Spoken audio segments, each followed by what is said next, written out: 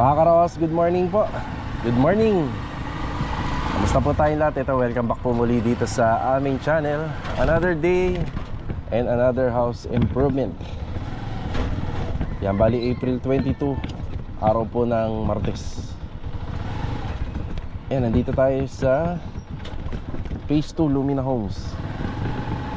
Nandito sa bahay ni Kuya Albert.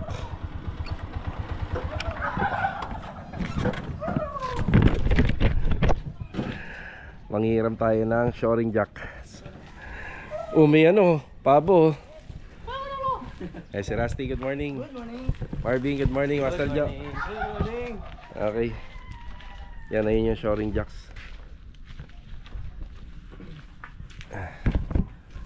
Hiramin natin to kay Kuya Albert. Ayan, dami pala Ayan dito lang pala sa labas. Good morning po. Ay ma'am, kami na yung kukuha ng shoring jacks. Bibilangin na lang po namin. Thank you. Tara. Sige. Game.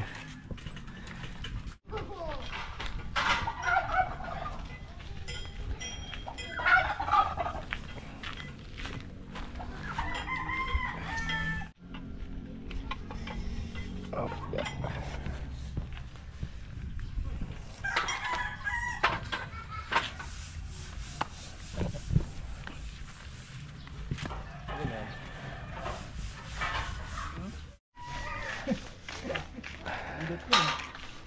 Okay, ito yung mga shoring jacks na pinahiram sa atin ni Kuya Albert. Mga ilang piraso lahat, Bin? Yan, bibilangin mo na lang maayos. 19? Baka 20 yan. 1, 2, 3, 4, 5, 6, 7,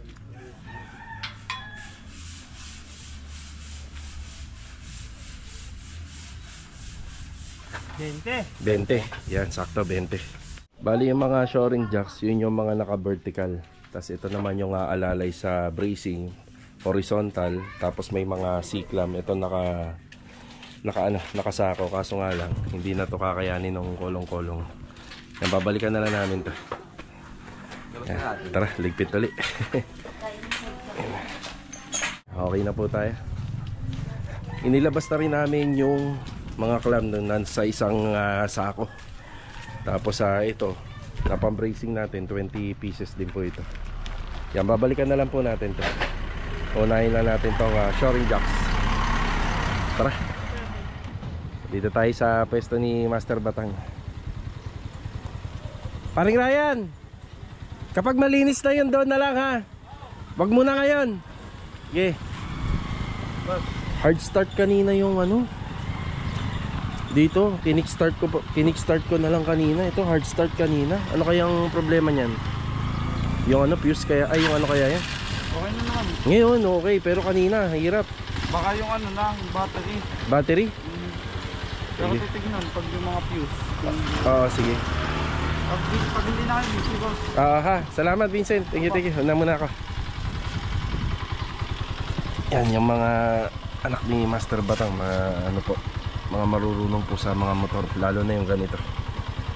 Yan, papunta na tayo sa Riego de Dios. Nandito na po tayo sa Riego de Dios Subdivision. Ayan. Good morning nga po pala kila Ma'am Catherine and Sir and family. Alright.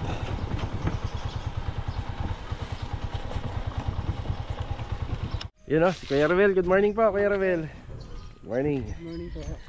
Kuya Chris, good morning. Yan, ibababa muna natin to.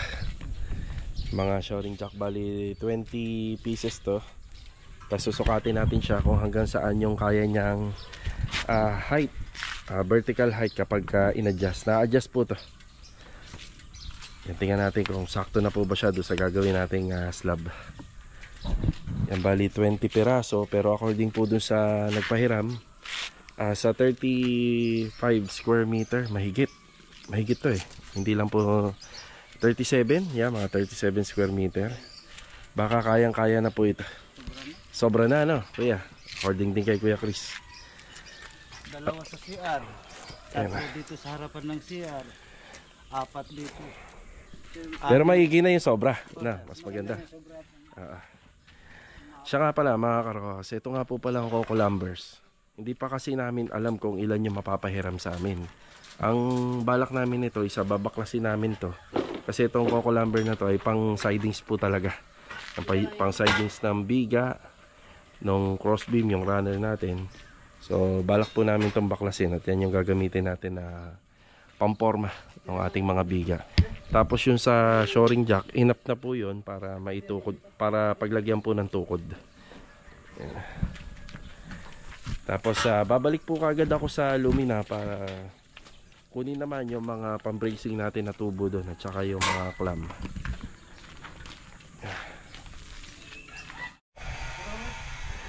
Okay na tayo rito, bali babalik po tayo. Tapos ipapollow up natin yung kulang pa na, ay hindi, dumating na pala yung 50. Yan, bali total of 150 na po ito. Yan, 150. So yan, makasintadahan po yan. Tsaka yung sa kabila din, alalay na lang. Kasi D5 ang hollow blocks po kasi to. Ngayon, kapag naubos natin to, tingnan natin kung sakto lang or magkukulang pa. Yung iba kasi dyan hindi na natin magagamit. Dahil yung pagdating dito sa taas, D4 na yung gagamitin natin. Yan, dinala ko na yung ating stainless na gutter na naisabay sa delivery rito. So gagamitin natin to sa phase 6 sa likod po ng Athena project. Meron na kaming on-hand na isa nito. So sasabay na lang po natin. Ayan, tapos itong nakikita nyo mga Coco Lumbers dyan, yan, mababaklas yan sa harapan. Tapos magkukulang na lang kami ng 30 piraso. So hindi na ganun kadami dahil malaki yung tulong ng shoring jack. So sa tansya ko rito, more than 150 pa na Coco Lumber ang kailangan natin. Pero dahil doon sa tulong ng shoring jack, hindi na ganun kadami. So tatanggalin natin tong harapan. Yan, maglilintel beam po kami dito sa harapan na yan dahil yan ay lanay. Sliding ano po yan, sliding door. Tapos dito sa bintana, yan, maglilintel beam po kami dyan para sa schedule ng window. Ayan, tinatanggal na po yan nila Kuya Chris. So napakaraming Coco Lumbers pa sana ang kailangan kung wala nito. So laking katipiran na rin.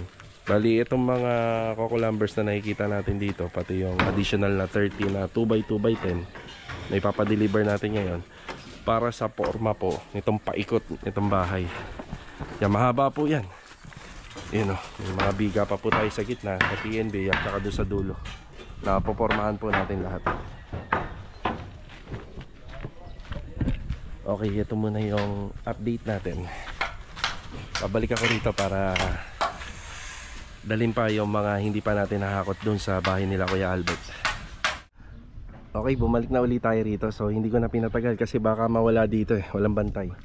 So 20 na pirasong tubo na pang bracing. Ayan. Tsaka ito, yung mga clamp natin. Let's go, balik tayo sa Riego de Dios. Tara. Dito na ulit tayo.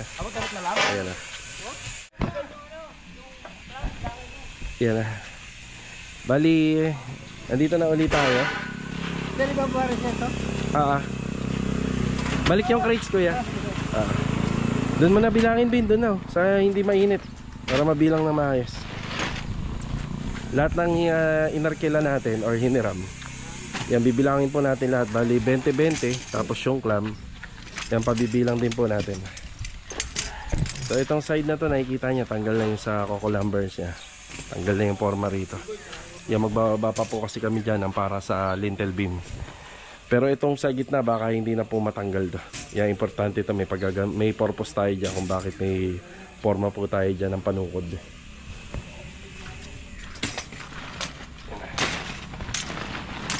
Bilang na lang po natin ito lahat. Okay na muna tayo rito sa Riego de Dios project natin. So meron tayong paparating na Coco Lumbers dito. Tapos nagpa-additional nga pala tayo ng pakong detress. Common nail na pakong detress. Siyempre magpaporma po tayo ng sidings. So 5 kilo lang. Tapos nagpahabol si Master Jojo rito ng fittings para sa sanitary line. So reducer lang yun na 3x2 at saka detress na T. Yan. Tapos dito papasintadahan na po namin to. Yan, gamit po yung D5 na hollow blocks. May napansin lang kami dito. pag inasintadaan namin to, syempre may plastering yan sa likod. Medyo mahihirapan kami, pero sa renovation naman walang imposible, basta diskarte lang yung paiirali natin. Yun nga lang, medyo matrabaho, mahirap. May kadikita na kasi na bahay, tsaka walang setback, kaya medyo mahirap. So ayan, paumpisa na po natin yan. Yung tungkol nga pa pala dito sa ano, sa steel matting na nakalagay dito sa kabilang bahay. Yan, bali wala po kasing nakatira rito, so gagawa na lang po natin ang paraan yan. So yeah, walang setback. Pero syempre magagawa rin naman namin doon sa likod nito extension, kailangan din palitadahan. Baka pwede kapag natapos na tong slab, magkakaroon na tayo ng concrete flooring dyan. Dyan na maghahalo para sa palitada rito sa gilid. Medyo marami-rami na rin po yung nabubuo namin paikot. Yan, tatapusin muna natin lahat ng structural dito. Tapos saka na tayo a-assign ng demolition. Ito floor area, kailangan ma-flooringan din po natin yan para lumawak-lawak yung stock file natin. So yung ilan sa mga shoring jack, malalaman natin to kapag nabuo natin yung sidings, bakal. Pag natapos natin yung forma, baka sobra na yung nakuha natin, baka hindi naman natin magamit lahat. Okay, tara. Ito mga karaos, nasa phase 6 na tayo. Yan, time check, nasa 10:40 na ng umaga, mag-aalas 11 na. Grabe, ang tindi ng init. Yan, good morning nga pala sa mga client owner namin dito sa Lumina. Yan, ongoing pa rin po yung ating installation ng tiles sa TNB. Tapos ito, hindi pa muna natin pinapa-install pag makaluwag-luwag na po rito sa area, para hindi naman po masyadong magsabay. So kailangan din po kasi ng stock file ng mga gagawa. So kailangan nila ng mixing area, tabasan ng tiles. Pagka naumpisa na to, medyo sisikip tayo ng konti. Si Louie pa rin yan nandito. Good morning, Louie. Good morning. Medyo lumalabas-labas na yung ano nito. Medyo lumalabas na yung forma nito. Kapag ka naisagad ni Louie yan sa taas, ang ganda na tingnan yan. Siguro magkukulang tayo ng tiles. Hindi naman ganun kadami. So tingnan natin, alalay lang muna. Yung bahagi na yun, no, nakadrop na sa shower area. Nakadrop. Ito, drop. Yan. 80? 90. 90 cm. Tapos kung sakaling gusto ni client na magpahabol ng shower enclosure, gawa po sa glass and aluminum, pwede. Kasi 90 cm po yan. Tayo rito. Schedule lang. Tapusin lang to. Tapos schedule na natin for overall tiles dito naman. Then overall paint na ang kasunod. Okay, dito na tayo. Bali dito sa kabila. Yan, pinapabakbak na po natin tong bandang part ng wall na to. So dito dadaan yung sa condenser. So condenser to. Tama ito, dito sa condenser. Tapos indoor dun sa kabila. Tapos yung release ng tubig, copper tube. Yan dito mapupunta, release ng tubig dito. Yan, bali gagapang na po yan. May abang na kami rito na tubo eh. Ayan o. 3/4 yung ginamit namin dito. Yan, gagapang yung tubig kapag yung sa aircon. Yan, punta na po siya rito sa ilalim. Yan, project natin dito sa kabila. Yan, bali yung forma. Yan, pinapa-priority ko muna to para matanggal po namin yung tambak ng ano rito, mga debris. Tapos yung mga coco-lumbers, magamit pa po dyan. Tapos ayun, nagsisinsil na sila doon gamit yung shaping gun doon sa itong existing na building ni Lumina. So may pinalalabas na kami ng mga bakal dyan para sa joint lock natin sa mga parilya. Kuya Doming, good morning. Good morning, Kuya Doming. Richard, good morning. Good morning. Dolis, good morning. Ay, Kuya Boy, good morning, Kuya Boy. Sandy, good morning. Ay, 5 pala sila nandito.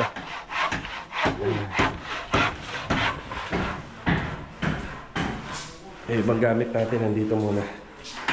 Tapos yan, puporma na rin po. So sa gawa naman natin, lagi may floor drain, lagi may water line, tapos yung pasingawan. Yung pasingawan. Tapos yung setup na lang, pagka nailagay na yung steel deck nito, magsisetup na lang po tayo para po dun sa mga exhaust fan, yung ventilation. Ordering ko na yung steel deck nito ngayon kasi medyo may katagalan dumating yun.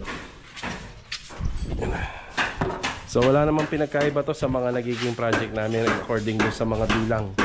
Halos same lang naman po sila. Naiba lang ho kasi nito yung sukat. Mas mahaba po tong Athena kaysa sa extension nito. Umabot po kasi ng ano yun 7, tama? 7 meters. Tapos ito 6 meters lang. So mas maikli lang to ng ng 1 meter.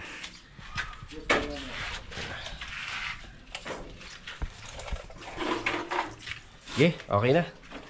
Ano ba ginagawa natin dyan? Check ka lang muna ha. Yan.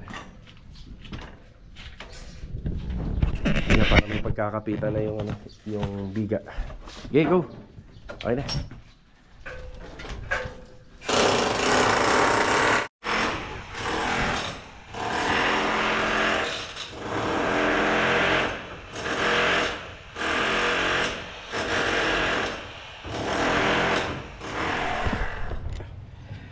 Bali ito mga karos, hapon na.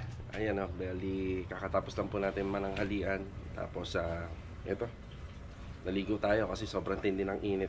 Ito shoutout muna kay Mama Glenda Ishikawa. Ayan, God bless po sa inyo. Tsaka kay Sir Wilson Niclino from Tandansora, Quezon City. Yan, lagi nanonood po dito sa ating channel. Tapos meron din shoutout dun sa mga ina-upload natin sa Facebook Reels. Si Sir Draude Silasor. Tsaka shoutout na rin po kay sa family Rosales family from Greece. Yan, God bless po sa inyo. So ito, habang nandito tayo sa bahay, yan, isa lang tayo ng ating mga labahin. So kadalasan dito po tayo nagpa-vlog. Paglabas ko lang po ng pintuan, so row house din po to na in-improve po natin. Dati po siya 22 square meter na row house. Lagyan natin ng front extension, ng back extension. Then maayos na yung loob nito. Yan, naglagay din tayo ng sampayan. Makikita nyo nga lang dito, medyo less yung budget ko rito. Yung pinaka bubong ko walang insulation. So hindi ko siya talaga nilagyan ng insulation. May purpose po tayo dyan. Yan. So ayan yung mga sinampay natin. So ginagawa natin habang after ko lang mag-vlog dito, so tatakbo agad ako dun sa hardware kasi may kailangan sila Kuya Rigor dito sa project natin sa phase 3. Yan, malapit lang naman. Meron tayong automatic washing machine dito. So ang load yata nito nasa 6 to 8 kg. So hindi ako nagkakamali. Yan ang kaya niyang i-load. Siyempre may saksakan na yan. Meron ng release yung pinaka floor drain niya. Kung sakali magre-release siya ng tubig, yun, diretso na po doon. At saka siyempre may water line din pagka kinakailangan niya mag-load ng tubig. So siyempre itong harapan ko, yan, may sampayan na po yan, diretso na dyan. So habang nag-update ako sa labas, yan nagkukusa siyang lumalaba kasi automatic washing machine yan. So gusto ko ako pa rin yung nag-aasikaso ng mga gamit ko, mga damit ko, nasusuotin ko. So ito, di ba? So ang kagandahan nito, since walang insulation, napapansin nyo, mainit naman talaga ang panahon, walang insulation, madaling matutuyo yung damit ko. Ayun o. Kasi sa isang araw nakaka-6 hanggang 8 damit yata ako. Nagpapalit ako. Kasi yung katawan natin mabilis tubuan ng rashes to kapag yung damit natin kanina, tapos suot-suot pa rin natin hanggang hapon. So ako pagka pinawisan pag summer, palit agad. Kung makikita nyo nga pala itong e-bike ko, pagtataka kayo ba, madalas hindi ko na siya hindi nyo na nakikita sa video. So hindi ko na muna siya ginagamit kasi wala po siyang bubong, sobrang init ngayon. So ang ginagamit natin lagi si kolong-kolong. Pero kapag medyo makulimlim naman, ito yung ginagamit natin. Okay, update na tayo. Punta tayo sa phase 3 pero bibili muna tayo ng materials dito sa hardware. Tara. Nanggaling na tayo rito sa hardware. Yung kolong-kolong yung dala natin. Sa ngayon ito, mas gusto kong dalhin to lagi kapag pupunta tayo sa site kasi double purpose siya. May lagayan yun nga lang, hindi pwede ito sa traffic kasi malaki yung sakop na daan na kinakain ito. So, nagmamadali naman ako yung e-bike. Tapos meron tayong crates dito para yung mga ganito kaliliit na materyales na binibili natin, hindi po siya matatapon. Yun lang. Okay, tara, diretso tayo sa phase 3. Let's go. Yan o, naglagay pa ako ng top box dito. Tapos lagi tayo may dalang tubig at saka yung tala, importante. Tara. Okay, dito na tayo.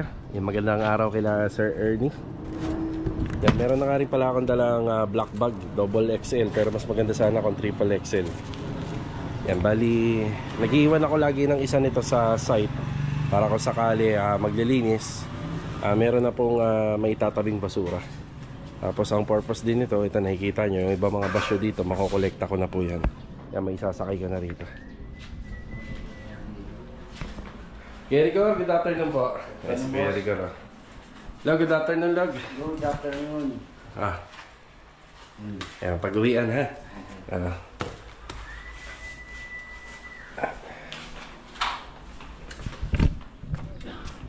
Yan, itong binili natin konting materyales. Yan, para dito po. Yan, inumpisa na ni Kuya Rigor to. Kaya binili ko na. Ano bili mo na, boss? Lacquer thinner. Kailangan mo, di ba? Ay, kapasahan. Ha? Hindi, lacquer primer surfacer. Meron tayo na. Meron ako, may stock ako niyan. Bukas na lang. Oo. So, ano na ba ang sitwasyon dito? Ito, cold ceiling. Noong nakaraan, hindi pa natin nakita na ganito kapulido to. Yan. Tapos dito na lang sa gilid, yan, spartings na lang dito. Ibang mga gamit, nandito na. So, palipat-lipat lang naman kasi maliit lang yung area. Tapos itong basin cabinet na ikabit na. Tapos ito nga pa pala, yung cornisa. Pipintawahan pa. Okay lang, boss. Yeah, go. Ayun.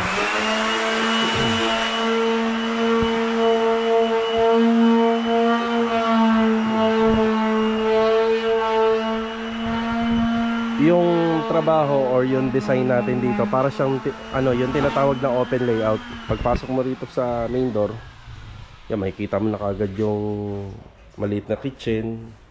So, yung sofa ni Corrado, nandyan yung dining, living area, nandyan na, TV console. Tapos nandun na rin yung toilet and bathroom. Siguro kung magkakaroon ng budget sila Sir Ernie rito, baka ipapasunod niya to. So sa ngayon makikita nyo itong mga ginagawa namin dito, mga pansamantala lang na pwedeng baklasin balang araw. So ito, hindi pa naumpisan to. Tapos hindi pa naikakabit po to. So halos sa patapos naman na kasi si Kuya Rico nandun na sa baba. Yan, pauumpisan na uli natin to. So ang diskarte ko lang dito, wag magsiksikan kasi pag nagsiksikan yung tao, lalong babagal at saka lalong dudumi yung gawa. Mga pintuan, lahat yan ilalagyan na ng preparasyon.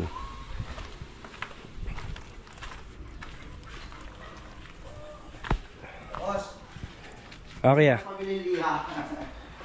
Liha? Wala ka naman sinabi, bibili ako ng liha. Pag ano na lang. Sige, bukas. Kasi, Pero hindi, baka mabitin ka. May ilang oras pa tayo magtatrabaho. Mag-i-bike na lang ako. 100 lang. 100, mga ilang pirasa. Mga ano.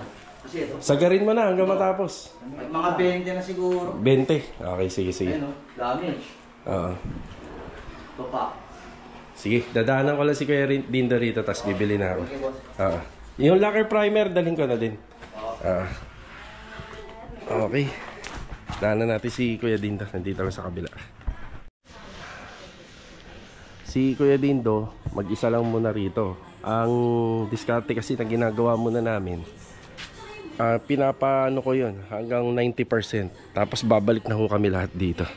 So kahit 90% lang, kasi hindi pwedeng iwanan ng isang tao yung sa unit nila Sir Ernie. Dito naman kasi retouching paint na lang naman at saka general cleaning. Tapos meron pang konting mga ikakabit, gaya dun sa kama dun sa taas. Kami na mag-assemble nun, napakadali na lang nun. Tapos yung mga retouching po sa taas, kasi waterproof pa namin yung slab dyan, so madali na. So ito, kakabit na lang yung mga ilaw, linis, retouching dito. Kuya Dindo, good afternoon Kuya Dindo. Oy, good afternoon! Kamusta tayo dyan, Kuya? Mukhang marami na nagawa dito. Linis na, tinanggal na ni Kuya to. Ayun na. Ayun, ang ganda na ng hagdanan. Nakakahiyang apakan. Saka na ako akit sa taas. Pero Kuya, na pinapatay mo naman ang ilaw rito, ano? Pagka ano. Yan, para malaman natin kung may mapupundi. Ito nga po pala Kuya, pinahinto ko muna yung gawa nila Master Batang dito. Gusto ko malinis na muna. Para hindi yung magkakalat. Mauna ka muna kasi may kornisa pa, no? Paikot. Yan, kagaya niyan. May mga konti pang nililiha na dapat gawin. So, mas maganda rin naman kung mag-isa. Pero pagka up and down, ang tinatapos, maganda, meron pa siyang kasama kahit isa. Yun nga lang, yung taas kasi medyo malinis na po yun eh.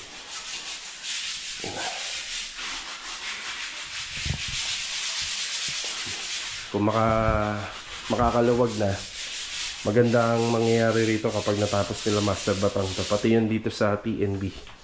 Yan, maganda yung kakalabasan nito. Ito yung first time sa renovation namin. Kapag natapos nila Master Batang to, napakaganda po ng TNB na to. Yan.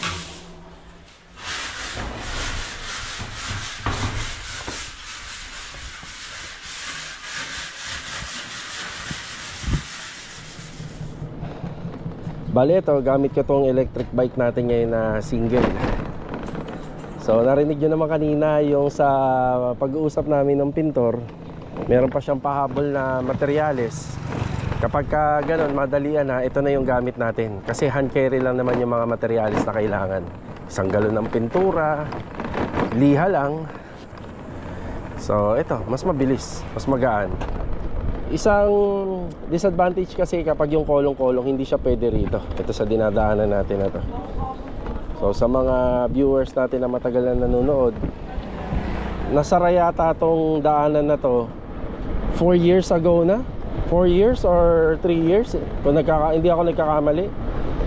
So ang ano niyan, private road pa rin po kasi to, kaya hindi pa binuksan.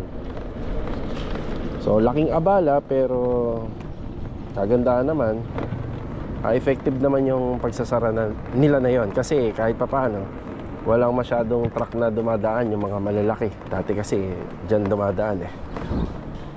Yun. So may ibang mga reason pa kung bakit sinara yan. Isa lang yon, yung nabanggit ko. Opya. O diba? Dito agad tayo. Pagka e-bike yung gamit natin, mabilis.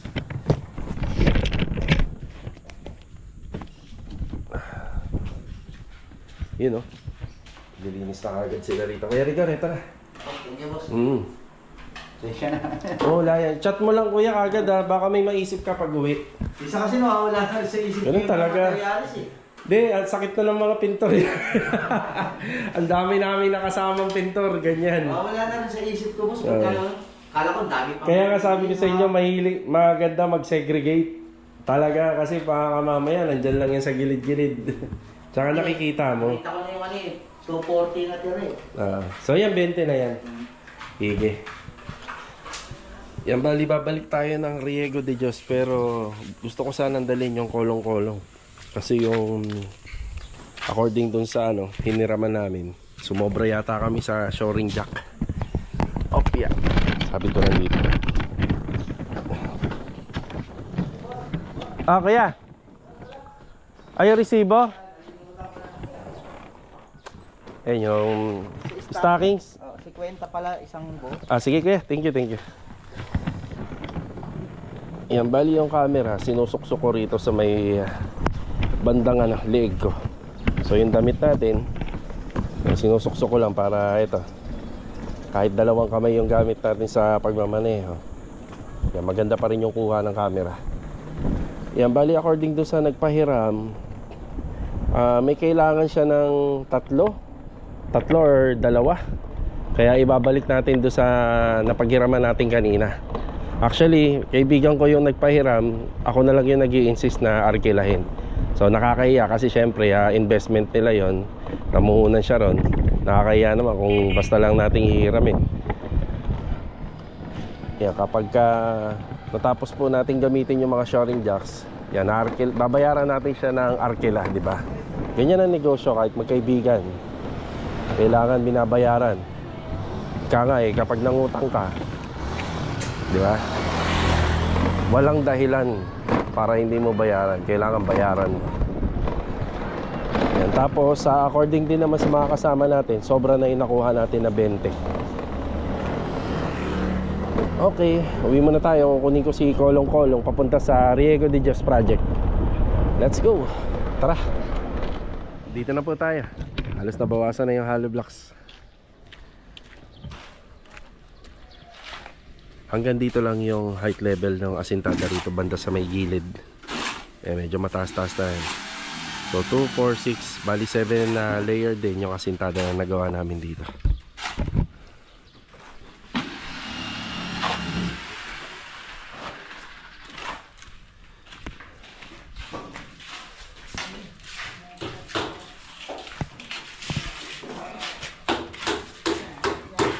Ay, mga sidings.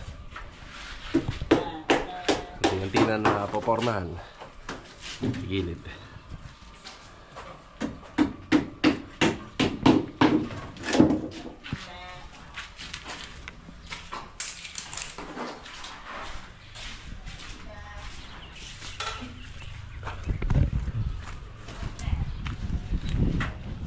Tapos dumating na yung Coco Lumber 30. Yung pako dumating din, ha? Saka yung fittings na pina-add kanina.